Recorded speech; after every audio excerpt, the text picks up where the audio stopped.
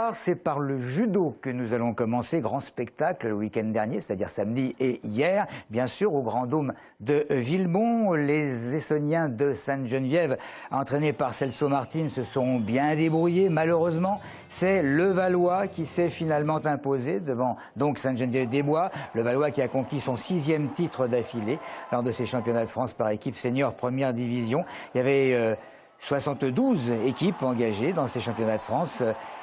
Les Essonniens qui sont donc vice-champions. Chilly-Mazarin a fini 5e et Flamme 91 a été battu au premier tour par Dijon. Côté dames, déception, c'est Champigny, vainqueur de Maison-Alfort, qui s'est imposé sur la première marche du podium. Il faut ajouter le gros succès de la journée minime de samedi.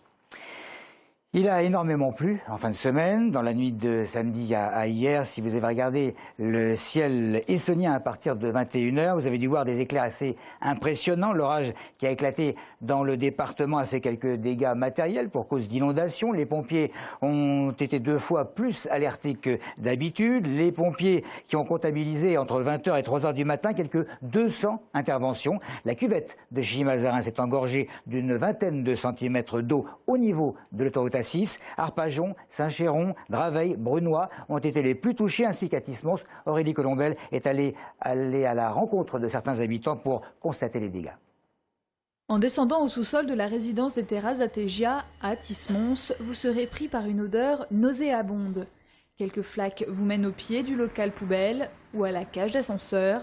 Inonder celle-ci est impraticable. En cause, l'orage et une montée des eaux. C'est une bouche d'égout de la mairie qui était bouchée, donc l'évacuation d'eau n'a pas pu se faire convenablement, tout simplement, et donc on a eu à peu près 50 cm d'eau. Il n'y a pas vraiment de dégâts matériels, on ne pouvait pas accéder au parking ni au local poubelle, les voitures ne pouvaient bien évidemment pas sortir du parking, mais bon, les pompiers ont fait le nécessaire pour assainir le tout et pomper l'eau assez vite en fait. L'eau des égouts est remontée, d'où l'odeur.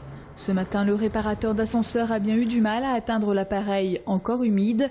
La société Eiffage, le constructeur, s'est déplacé. Constat, semble-t-il, rien d'anormal pour un site classé en zone inondable. François Garcia, le maire de la ville, est lui aussi passé dans le parking. Il attend les conclusions des services de la communauté d'agglomération des Portes de l'Essonne pour se prononcer. Ce type de remontée des eaux usagées se serait produit dans plusieurs lieux à Athis-Mons. Le 16 mars dernier, une bande de jeunes attaquait une rame du RERD à Grigny. Peu de temps après, un groupe originaire de Grigny 2 était interpellé au cours d'une intervention assez spectaculaire à laquelle participaient 200 policiers épaulés du RAID et du GIPN, le groupement d'intervention de la police nationale. Aujourd'hui, 11 mineurs qui auraient pris part à l'attaque ont été présentés devant le tribunal d'Évry. Maxime Lepet. Dans le box des accusés, des jeunes âgés de 15 à 17 ans qui appartiendraient à un groupe issu de Grigny 2 nommé Mafia Grigny Danger. Sur les réseaux sociaux, ils apparaissent comme des rappeurs amateurs au texte cru. Sur leur blog, on peut notamment visionner des vidéos de leur freestyle. Ouais, crois-moi que ça va saigner, exterminer la PAC. J'avance comme un bélier, tu veux me taire, je crois que t'es taré. Je lâche que des rimes en I, de mon flot automatisé. Le jugement du tribunal est d'autant plus attendu qu'un majeur ayant probablement participé à l'attaque avait été relâché le 19 avril. On n'en sait pas plus sur les peines encourues par les mineurs qui se trouvent actuellement en liberté ou en centre éducatif fermé. Lorsque des mineurs sont en cause, notre éthique veut qu'on les laisse avant tout être jugés dans la sérénité et non pas dans le tollé et dans le souvenir de l'enquête. Il faut d'abord que les mineurs puissent s'expliquer tranquillement et que la justice puisse être rendue sereinement. C'est la seule demande que je fais à l'heure actuelle à ce groupe d'avocats chargés de la défense des mineurs. Enfin, bien que moins spectaculaire, il est à noter que d'autres attaques de voyageurs auraient eu lieu récemment entre Angerville et Monerville sur l'axe Paris-Orléans. La SNCF assure faire les recherches nécessaires pour faire la lumière sur cette affaire. Procès qui se clôturera donc demain et bien sûr à huis clos. Cela avait déclenché une polémique. Plusieurs dizaines d'habitants, des associations et des élus opposés à l'équipe municipale en place avaient dénoncé les projets de construction d'une ou plusieurs tours pouvant s'ériger jusqu'à 45 mètres dans le futur quartier Polytechnique. Si certains parlent de machine arrière de la mairie, la première élue, Clara Robillard, préfère parler de démocratie en tenant compte des résultats de l'enquête publique. Manuel Valls, accusé de laxisme par Jean-Luc Mélenchon, le coprésident du parti de gauche, reproche au ministre de l'Intérieur de ne pas avoir pris la mesure de ce que représentent les groupes d'extrême droite. En toile de fond, il y a la mort évidemment de Clément Méric. Cela dit, le ministre a lancé une procédure de dissolution des jeunesses nationales révolutionnaires. Alors, est-ce que les Essonniens sont pour les dissolutions des groupes extrémistes? Témoignage de rue. Je suis pour. De tous les groupes, je suis absolument contre la violence, mais complètement, fondamentalement et depuis toujours. En théorie, oui, mais je ne suis pas bien sûr que ça serve à grand-chose dans la mesure où on s'aperçoit souvent qu'ils sont reconstitués peu de temps après, quoi, ou sous d'autres formes. La démocratie, certes, il faut des lois, tout le monde a le droit de s'exprimer, mais pas comme ça. Bah, bien sûr. Pourquoi? Ah bah attendez, vous voyez ce qui se passe en ce moment. Pas la peine, de toute façon ils iront se recréer ailleurs, mais enfin.